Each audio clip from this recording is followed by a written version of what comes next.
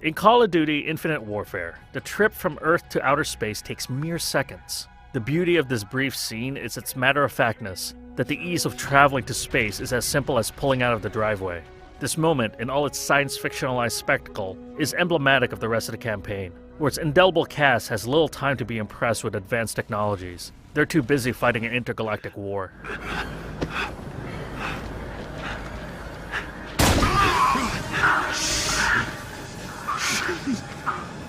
Prepare Cloud's judgment.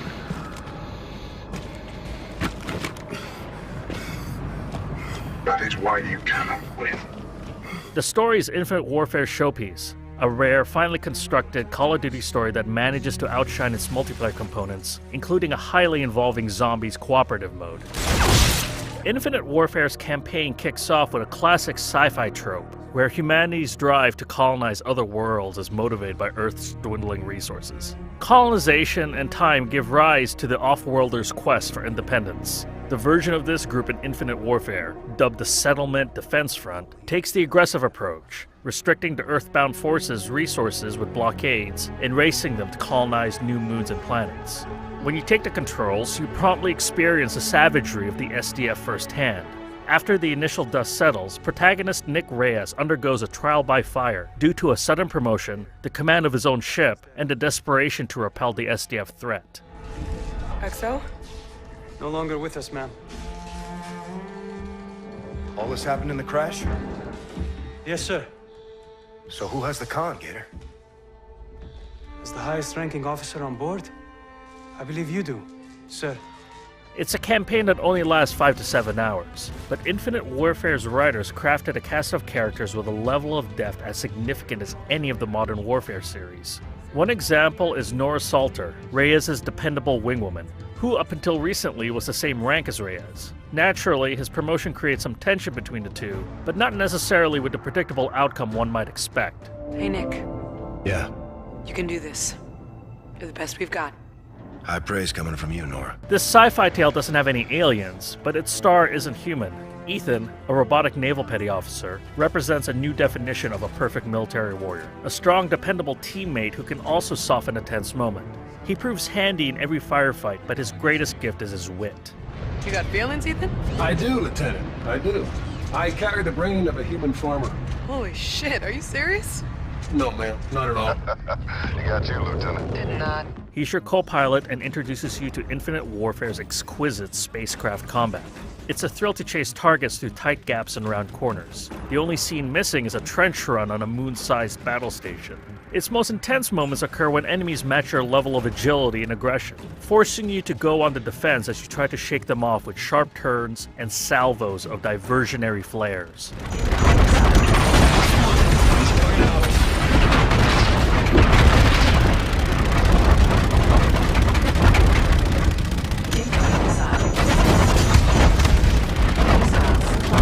It's disappointing to miss out on the thrill of space combat in a competitive multiplayer environment.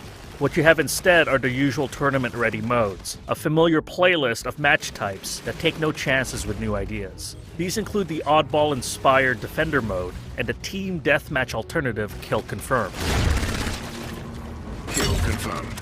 Much like prior Call of Duty competitive maps, it only takes a few team deathmatch sessions to get the lay of the land. There's elegance in the simplicity of the maps, although they lack imaginative design, partly due to an overabundance of right angles. Multiplayer's mid-match and profile progression rely on a classic reward loop that recognizes skill, and a devotion to play matches for hours on end. Two new notable unlocks are the Eraser, which has the cult efficiency of vaporizing its target instantly, and the Claw, which fires a horizontal rain of ricocheting bullets. These enhancements add variety to the matches. They're weapons that are even useful in the hands of novice players.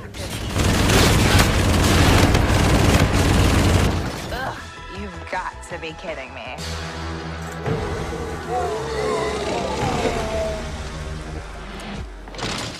Zombies is an amusing contrast to the campaign in that this is a cooperative multiplayer mode that is bereft of subtlety. Titled Spaceland, this futuristically styled theme park is the first of a number of planned zombie maps for Infinite Warfare, thematically packaged as movie settings.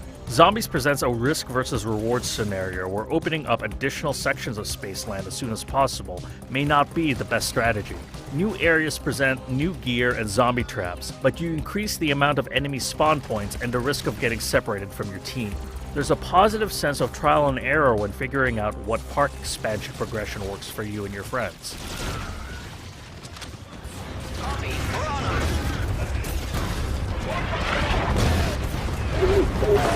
Keep pushing! By venturing beyond Earth, Call of Duty found a canvas to produce its best story in years. It reinforces the notion that a game's narrative is only as good as the character you play and their surrounding cast. Given the campaign's accomplishments in space combat, it's puzzling that no effort was made to replicate its zero-G sensations in Infinite Warfare's multiplayer. Consequently, the well-crafted Zombies mode is a more attractive, time-consuming proposition for those looking to play with friends. While no entry has matched the comprehensive excellence of Call of Duty 4 Modern Warfare, the exploits of Reyes and Ethan are at least as memorable and moving as any deeds from Soap McTavish and John Price from the series' heyday.